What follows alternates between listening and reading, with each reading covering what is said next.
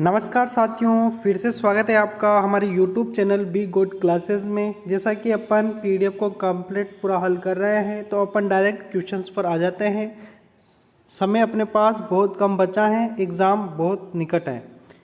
Question जो है अपना वह है BIS। BIS का पूरा नाम होता है ब्यूरो ऑफ इंडियन स्टैंडर्ड के अनुसार एकल चरण घरेलू वायरिंग में तांबा अर्थात निरंतरता कंडक्टर का न्यूनतम आकार क्या है।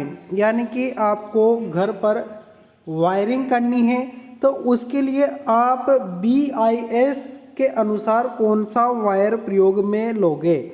तो इसके लिए आप कौन सा प्रयोग में लोगे, तो वह लोगे आप 1.5 mm²। ठीक है, ये ध्यान रखना। तो आपका डी ऑप्शन यहाँ पर कंप्लीटली सही आंसर हो जाएगा।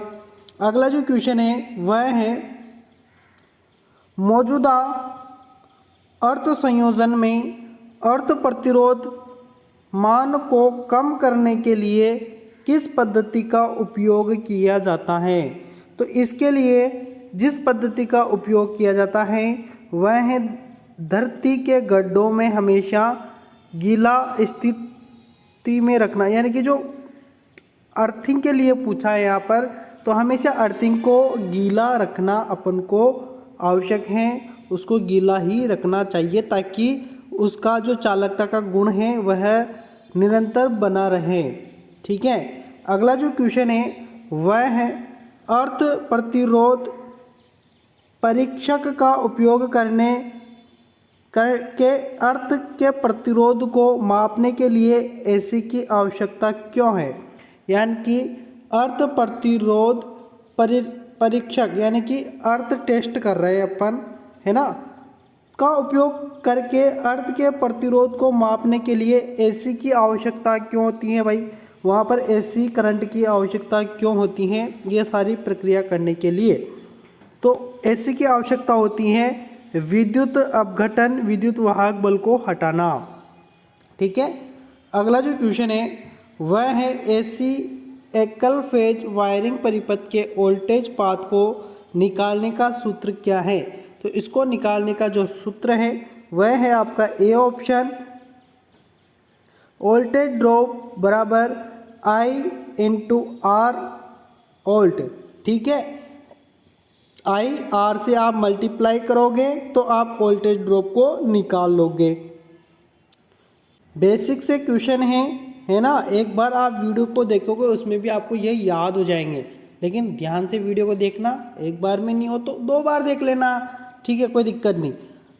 IE नियमों के अनुसार पावर उप परिपथ के लिए अधिकतम अनुमेय भार क्या है। तो अधिकतम अनुमेय भार क्या है, पावर उप परिपथ पूछा है यहाँ पर। देखिए पावर उप परिपथ जो होता है ना, उसके लिए आप 3000 वाट काम में लोगे, लेकिन अगर यहाँ पर लिखा होता फैन, कूलर, टेलीविज़न इत्यादि यानी कि अपने घर के उपकरण होते तो अपन उसके लिए 800 वाट सही करते, लेकिन अपन से पावर वाला पूछा है, पावर उप परिपथ के लिए अपन 3000 वाट काम में लेंगे। ठीक है, ध्यान रखना। अगला जो क्वेश्चन है वह है उपभोक्ता मुख्य बोर्ड में सेवा संयोजन आपूर्ति किस स्थान से जुड़ी होती हैं। तो सेवा संयोजन आपूर्ति किस स्थान से जुड़ी होती हैं, तो वह जुड़ी हुई होती हैं ऊर्जा मापी से, यानी कि एनर्जी मीटर से। ठीक है, अगला जो क्वेश्चन है अपने बाहर जो मीटर लगते हैं ना वही होता है एनर्जी मीटर। ठीक है, अगला जो क्वेश्चन है वह है घरेलू वायरिंग स्थापना में परीक्षण का प्रकार क्या है। यानी कि यहाँ पर कौन सा परीक्षण किया जा रहा है। तो देखिए आप परीक्षण, तो यहाँ से कंटिन्यूटी चेक की जा रही है। ठीक है, वायर के टच किया जा रहा है और इस पर अर्थिंग टेस्ट चेक किया जा रहा है कि बॉडी में करंट तो नहीं है। ठीक है, तो देखिए यहाँ पर कौन सा अपना आंसर सही रहेगा। तो अपना जो आंसर सही रहेगा वह रहेगा ध्रुवता जांच, कि यहाँ से कौन सा वायर निकल रहा है कौन सा। ठीक है, तो पोलैरिटी टेस्ट इंग्लिश में कहा जाता है, ध्रुवता टेस्ट होगा। अगला जो क्वेश्चन है वह है घरेलू वायरिंग स्थापना में अनुमत रिसाव वर्तमान क्या है? तो अनुमत रिसाव वर्तमान क्या है? तो यह जो है ना, तो ये आपका यहाँ पर डी ऑप्शन से रहेगा, जो कि है 1/5000 इंटू पूर्ण भार धारा। ठीक है। अगला जो क्वेश्चन है वह है विविधता गुणांक की गणना करने के लिए किस सूत्र का उपयोग किया जाता है? विविधता गुणांक की गणना करने के लिए किस सूत्र का उपयोग किया जाता है? तो वह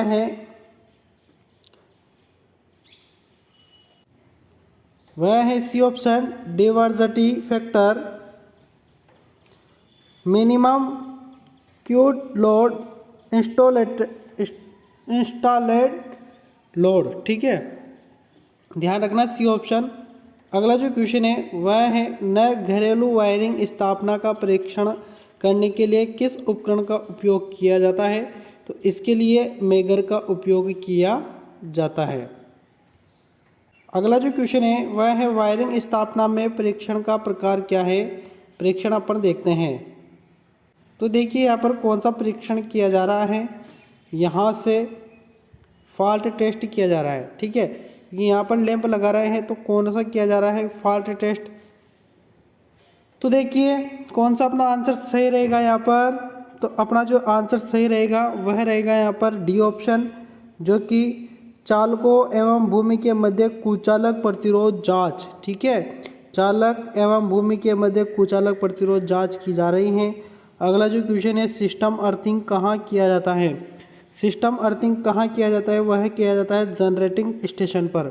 ठीक है। अगला जो क्वेश्चन है वह है मेगर का उपयोग करके क्या परीक्षण किया जाना है?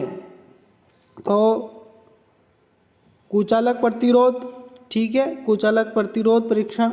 अगला जो क्वेश्चन है वह है घरेलू वायरिंग सर्किट में लैंप चमक कम और मोटर धीमी गति से चलने का कारण क्या है? यानी कि लैंप भी धीमा जल रहा है और मोटर भी धीमी गति से चल रही है, तो कारण है उच्च मान श्रेणी परिपथ दोष है। ठीक है। अगला जो क्वेश्चन है वह है सिस्टम अर्थिंग को किस वायरिंग स्थापना के लिए किया जाना है? तो सिस्टम अर्थिंग को किस वायरिंग स्थापना के लिए किया जाना है? तो उसको किया जाना है उपकेंद्र यानी कि सब स्टेशन के लिए। अगला जो क्वेश्चन है वह है पृथ्वी प्रतिरोध माप की कौन सी विधि है? विधि सचित्र है, यानी कि यहाँ पर कौन सी विधि बनी हुई है पृथ्वी प्रतिरोध की? देखिए यहाँ पर ये प्लेट की तरह दिख रहा है आपको, है ना। तो यहाँ पर आपका फ्लैट ऑफ पोटेंशियल यानी कि विभव का पतन, बी ऑप्शन कंप्लीटली सही आंसर। अगला जो क्वेश्चन है आई नियम के अनुसार उदासीन संयोजन में हार्मोनिक्स विकृतियों को कैसे नियंत्रित किया जाता है? तो यहाँ पर ए ऑप्शन कंप्लीटली सही आंसर रहेगा, प्रतिबाधा के माध्यम से कमाई। ठीक है। क्वेश्चन है अपना जो कि अर्थ प्रतिरोध परीक्षक में धारा उत्क्रमक का कार्य क्या है? तो धारा उत्क्रमक का जो कार्य है वह है आपका सी ऑप्शन, डीसी आपूर्ति को एसी आपूर्ति में बदलना। ठीक है, सी ऑप्शन कंप्लीटली सही आंसर रहेगा। अगले क्वेश्चंस पर आते हैं जो कि है गुथे हुए कंडक्टर का ठोस कंडक्टर की तुलना में क्या फ़ायदा है? ठोस कंडक्टर गाठा होता है यानी कि कड़क होता है, और गुथा हुआ जो होता है ना वो लचीला सा होता है, ये फ़ायदा है। तो देखिए यहाँ पर कौन सा अपना ऑप्शन के हिसाब से आंसर सही रहेगा। तो अपना जो आंसर है बी, अधिक लचीला यानी कि मोर फ्लेक्सिबल। अगला जो क्वेश्चन है वह है पृथ्वी के प्रतिरोध को कैसे कम किया जा सकता है? तो पृथ्वी के प्रतिरोध को अपन कैसे कम कर सकते हैं? तो दोहरी अर्थिंग प्रदान करके अपन कम कर सकते हैं। अगला जो क्वेश्चन है वह है पृथ्वी प्रतिरोध को मापने के लिए इलेक्ट्रोड को एसी आपूर्ति करने का कारण क्या है? पहले भी अपन ने पढ़ा था। तो कारण क्या है कि विद्युत अपघट्य विद्युत वाहक बल को हटाना। ये 2 बार क्वेश्चन आ चुका है, याद कर लेना, इसको रट लेना आप। ठीक है, 2 बार आ चुका है इसी चैप्टर में। अगला जो क्वेश्चन है वह है मेगर उपयोग में नहीं है फिर भी क्यों सूचक पैमाना 0 पर स्थिर नहीं है? मेगर उपयोग में नहीं है फिर भी क्यों सूचक पैमाना शून्य पर स्थिर नहीं है? तो कारण जो है वह है यह बलागुण को नियंत्रित नहीं कर रहा है। ठीक है, बलागुण को नियंत्रित नहीं कर रहा है। अगला जो क्वेश्चन है, पृथ्वी प्रतिरोध परीक्षक में ओम मीटर सुई के विक्षेपण किसके आनुपातिक है? तो किसके आनुपातिक है? तो यहाँ पर डी ऑप्शन आपका कंप्लीटली सही आंसर होगा, जो कि 2 कुंडलियों में धारा का अनुपात। अगला जो क्वेश्चन है वह है, पृथ्वी प्रतिरोध परीक्षक किस सिद्धांत पर काम करता है? जो यह कार्य करता है वह सिद्धांत है विभवपात विधि। ठीक है। अगला जो क्वेश्चन है वह है, उस उपकरण अर्थिंग की तुलना में सिस्टम अर्थिंग अलग क्यों है? उपकरण अर्थिंग की तुलना में सिस्टम अर्थिंग अलग क्यों है? उपकरण अर्थिंग की तुलना में सिस्टम अर्थिंग अलग क्यों है? तो इसका जो कारण है वह आपको सी ऑप्शन में देखने को मिलेगा। यह धारावाहक चालकों से संबंधित है। ठीक है, रट लेना है कि क्वेश्चन को, बाकी कुछ नहीं करना आपको। यदि किसी व्यक्ति को 20 मिली एम्पियर धारा का झटका प्राप्त होता है तो क्या प्रभाव पड़ता है? तो क्या प्रभाव पड़ता है? दर्दनाक झटका लगता है, ये ध्यान रखना। 5 पर तो कुछ भी पता नहीं चलता, 5 मिली एम्पियर पर तो कुछ भी पता नहीं चलता, लेकिन 5 से जैसे जैसे बढ़ता है तो थोड़ा थोड़ा सा महसूस होने लगता है फिर तीव्रता से। तो जैसे कि 20 मिली एम्पियर हो जाएगा तो दर्दनाक झटका लगेगा। ठीक है, ये ध्यान रखना आप। अगला जो क्वेश्चन है वह है, एमसीबी के किस विद्युत उपकरण एल श्रेणी का उपयोग किया जाता है? यानी कि एमसीबी की कुछ श्रेणियाँ होती है, एल, जी, इस तरीके से। तो यहाँ पर एल का पूछा है, एमसीबी के किस विद्युत उपकरण एल श्रेणी का उपयोग किया जाता है? तो इसके लिए गीजर, एल यानी कि गीजर, ये ध्यान रखना। अगला जो क्वेश्चन है वह है, डेड लघु वायरिंग इंस्टॉलेशन में मेगर क्या पड़ रहा है? डेड लघु वायरिंग इंस्टॉलेशन में मेगर क्या पड़ रहा है, यानी कि मेगर की रीडिंग क्या है? तो वह है 0 मेगा ओम। ठीक। अगला क्वेश्चन, अगर आपको पता नहीं हो तो मैं आपको बता दूं कि अपन जो चैप्टर पढ़ रहे हैं वायरिंग इंस्टॉलेशन एंड अर्थिंग, ठीक है, इसका अब अंतिम क्वेश्चन बचा है। ये चैप्टर भी आज आपका कंप्लीट हो जाएगा।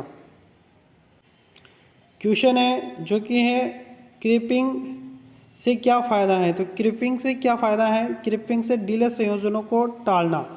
ठीक है, डिले संयोजनों को अच्छे से दबा देता है। क्रीपिंग टूल एक ऐसा टूल है जो क्रीप कर देता है, उसको अच्छे से दबा देता है। तो ये क्या है? डिले संयोजनों से टालना, हटाना, यानी कि डिले संयोजनों को हटाना ही क्या होता है? क्रीपिंग होता है। तो यहाँ से अपना यह चैप्टर भी कंप्लीट पूरा समाप्त होता है। नेक्स्ट चैप्टर में अपन नेक्स्ट वीडियो के साथ आएंगे और अपन 8 तारीख से पहले, यानी कि आपके 8 तारीख से एग्जाम स्टार्ट है, उससे पहले पहले अपन पूरा कोर्स कंप्लीट कर लेंगे। बाकी पीछे वाले वीडियो को लगातार देखते रहिएगा, है ना, उनको लगातार फोकस करते रहिएगा उन पर, क्योंकि यही आपके जो दिन है आपकी लाइफ को 4 चांद लगा देंगे। ठीक है, मिलेंगे नेक्स्ट वीडियो में, तब तक के लिए धन्यवाद।